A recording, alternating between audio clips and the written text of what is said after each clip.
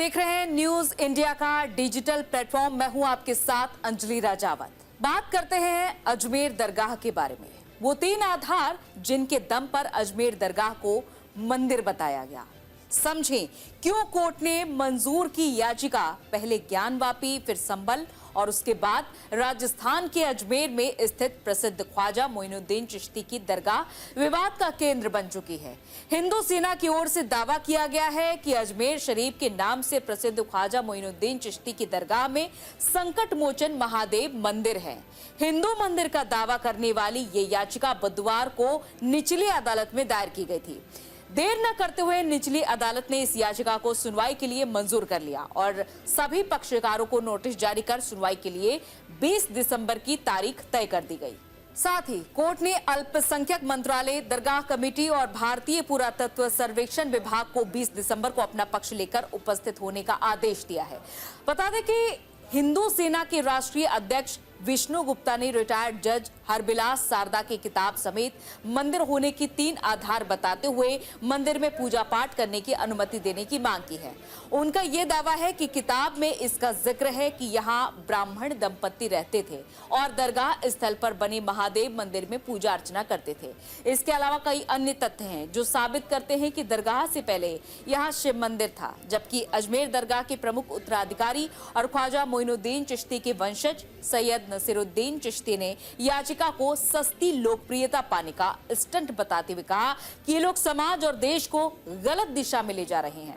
आज कोर्ट ने सभी पक्ष हमारे सुने हैं, मजबूती से हमारी बात सुनी है और संकट मोचन महादेव मंदिर अजमेर दरगाह इस विषय पे 2 महीने पहले सूट फाइल हुआ था। किसी कारण वो सुनवाई पे नहीं आ पाया, कुछ ना कुछ कमियां रही। सारी कमियां पूरी हो गई। माननीय अदालत ने 2 दिन से लगातार हमारी सुनवाई हो रही, कुछ कमी थी वो सब दूर हो गई है और आज फिर दिन में बड़ी लंबी सुनवाई हुई। माननीय जज साहब ने सारी बातें हमसे पूछी जो हमने अपनी याचिका में लिखा है कि क्या साक्ष्य आपने पेश किए, आपने क्या इस विषय पे रिसर्च किया है, हमने वो बताया और कैसे कैसे क्या क्या है, क्या क्या पेश किया है, वो सब कुछ हमने सारी बातें माननीय अदालत को बताई है।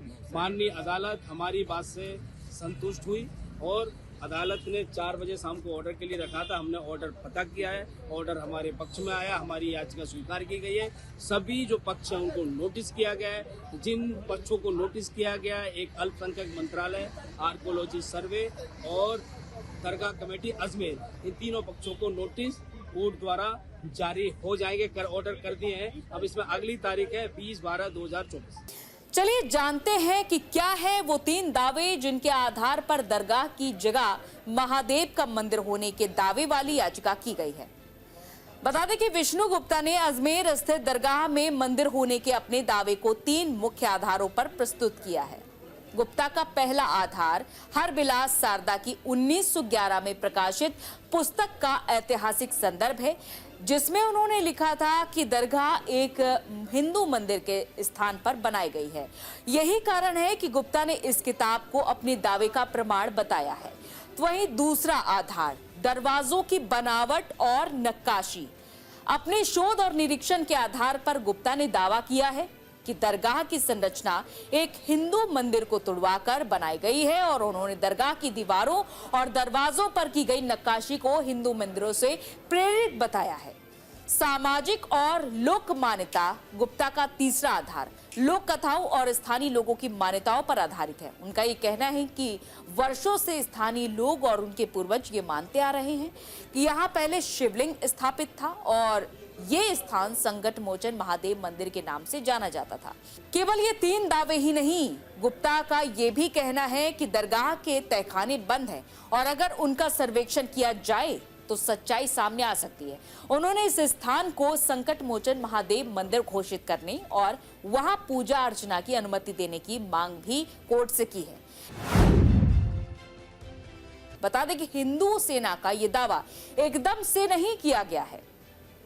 इसके पीछे 2 साल की रिसर्च की बात कही जा रही है, जिस पर हिंदू सेना के राष्ट्रीय अध्यक्ष का ये कहना है कि जब मैंने अजमेर के लोगों को ये कहते सुना कि यहाँ दरगाह से पहले संकट मोचक महादेव मंदिर था, तो मैंने इसे संदेह की दृष्टि से देखते हुए 2 साल पहले रिसर्च शुरू की, गूगल पर देखा और कई किताबों को पढ़ने की कोशिश की। और इसी दौरान मुझे अजमेर के प्रतिष्ठित जज हरबिलास शारदा की किताब अजमेर हिस्टोरिकल एंड डिस्क्रिप्टिव के बारे में जानकारी मिली।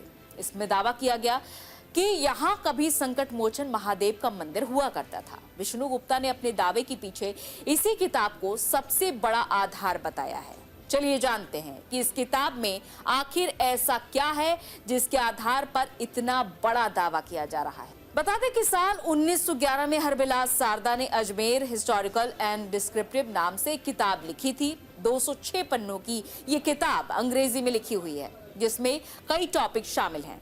इसी किताब में दरगाह ख्वाजा मोइनुद्दीन चिश्ती का भी एक चैप्टर है, जिसके पेज संख्या 57 के पहले पैराग्राफ में दरगाह में महादेव मंदिर होने का जिक्र है, जिसमें यह दावा किया गया है कि परंपरा कहती है कि तहखाने के अंदर एक मंदिर में महादेव की छवि है, जिस पर हर दिन एक ब्राह्मण परिवार द्वारा चंदन रखा जाता था, जिसे अभी भी दरगाह द्वारा घड़ियाली के रूप में रखा जाता है और इसी को याचिका में मुख्य आधार बनाया गया है। लेकिन सैयद नसीरुद्दीन चिश्ती इस किताब की प्रामाणिकता पर सवाल खड़े किए हैं, जिस पर वो कहते हैं कि जितनी भी ऐतिहासिक किताबें हैं जिनके लेखक हिंदू और मुस्लिम दोनों रहे हैं, उन्होंने अजमेर दरगाह के बारे में ऐसा कोई जिक्र नहीं किया है। दुनिया के हिंदू और मुस्लिम सभी की आस्था का केंद्र अजमेर दरगाह है। 2022 के अंदर मोहन भागवत जी ने क्या कहा कि हर मस्जिद, हर दरगाह के अंदर शिवालय कब तक ढूंढते रहोगे। ये संभल के अंदर किया, उसका नतीजा क्या निकला। देखिए, ये वो स्थान है जहां से पूरे हिंदुस्तान के अंदर अमन व आस्थे का पैगाम गया है। तो यहाँ पर विदाउट कास्ट एंड क्रीड हर आदमी की आस्था है। ये जो कुछ भी माहौल अभी क्रिएट किया गया है या किया जा रहा है, ये समाज और देश दोनों को बांटने का है। मैसेज तो ये है कि हम आपस के अंदर जो भाईचारा बना हुआ गंगो जमनी तालीम को लेकर के वो बना रहे और किसी किस्म का कोई क्लैश यहाँ पर इन बातों को लेकर के नहीं होना चाहिए और शांति भंग किसी कीमत पे नहीं होनी चाहिए। दावे के बाद पुलिस निगरानी बढ़ा दी गई है। दरगाह के नीचे मंदिर होने के दावे के बाद से ही ये मामला देश भर में चर्चाओं का केंद्र बना हुआ है और इसको लेकर राजनीति भी जारी है। लेकिन प्रशासन इसे हल्के में नहीं लेना चाहता है, क्योंकि बीते दिनों देश के कई राज्यों में हुए मंदिर मस्जिद विवाद के बाद हुई घटनाएं और उग्र प्रदर्शन भी सामने आए। इसको ध्यान में रखते हुए राजस्थान में सुरक्षा के पुख्ता इंतजाम कर दिए गए हैं। मीडिया से बातचीत के दौरान अजमेर एसपी वंदिता राणा ने कहा है कि हम लगातार सभी समाजों से बातचीत कर रहे हैं। मामला कोर्ट में है तो अपनी प्रक्रिया के तहत निर्णय लेगा और हम ये सुनिश्चित कर रहे हैं कि शांति व्यवस्था ना बिगड़े। 800 साल से दरगाह है ख्वाजा अजमेरी की। 800 साल उस दौर में मुगलों ने हुकूमत की, बादशाह अकबर ने वहां पर बहुत कुछ तामीर करवाया। फिर मुगल खत्म हुए, मराठाओं का राज शुरू हुआ। फिर मराठा के बाद उन्होंने अजमेर को 18,000 रुपये में अंग्रेजों को बेच दिया। 1911 में क्वीन एलिजाबेथ आई तो वहां पानी का हाउस बनवाया। नेहरू से लेकर जितने प्रधानमंत्री बने वो वहां पर चादर भिजाते हैं। आप बताइए क्या करना चाह रहे हैं लोग? आखिर क्यों इतनी नफरत पैदा कर दिए बीजेपी आरएसएस वाले मस्जिद दरगाहों के ताल्लुक से? प्रधानमंत्री नरेंद्र मोदी खुद चादर भिजाते हैं। अब बताइए उस पर क्या बोलेंगे वो? उन्होंने मिनिस्ट्री ऑफ माइनॉरिटी अफेयर्स को पार्टी बनाया तो नरेंद्र मोदी की सरकार उसको बोलेगी कि वो दरगाह है ही नहीं है। प्लेसेस ऑफ वर्शिप एक्ट तो इस्तेमाल ही नहीं हो रहा। लोअर कोर्ट आखिर प्लेसेस ऑफ वर्शिप एक्ट को क्यों नहीं सुन रही है? आप हर जगह पर जाकर बोलेंगे नहीं यहां पर मस्जिद नहीं थी, यहां पर दरगाह नहीं थी, यहां पर कुछ और था, तो फिर कल कोई मुसलमान जाकर कोई बोल दे जाकर के नहीं यहां पर ये नहीं था, यहां पर वो था। कहां रुकेगा फिर ये? रूल ऑफ लॉ कहां जाएगा? डेमोक्रेसी कहां जाएगी? लॉ एंड ऑर्डर कहां जाएगा? हमने देख लिया संभल में 5 लोगों ने अपनी जान गंवा दी। इतना बड़ा गड़बड़ हो गई, वहां पर वायलेंस हो गया। तो ये तो देश के हित में नहीं है। जो सियासत नरेंद्र मोदी और आरएसएस कर रही है उससे देश कमजोर हो रहा है, उससे भाईचारगी कमजोर हो रही है, रूल ऑफ लॉ कमजोर हो रहा है। अब तो इनको जवाब देना पड़ेगा। ये जितने भी लोग हैं ये डायरेक्टली इनडायरेक्टली इनका ताल्लुक बीजेपी आरएसएस से है, उन्हीं के इशारों पर हरकत कर रहे हैं पूरा ये। इस मामले में हिंदू पक्ष की याचिका को स्वीकार करने और मुस्लिम पक्ष को नोटिस के बाद मुस्लिम संगठनों ने ऐतराज जताया है। एक बयान में अखिल भारतीय सूफी सज्जादानशीन परिषद के अध्यक्ष सैयद नसरुद्दीन चिश्ती ने कहा कि संबंधित पक्षों को नोटिस जारी किए गए हैं और एक है दरगाह समिति, एसआई और तीसरा अल्पसंख्यक मामलों का मंत्रालय।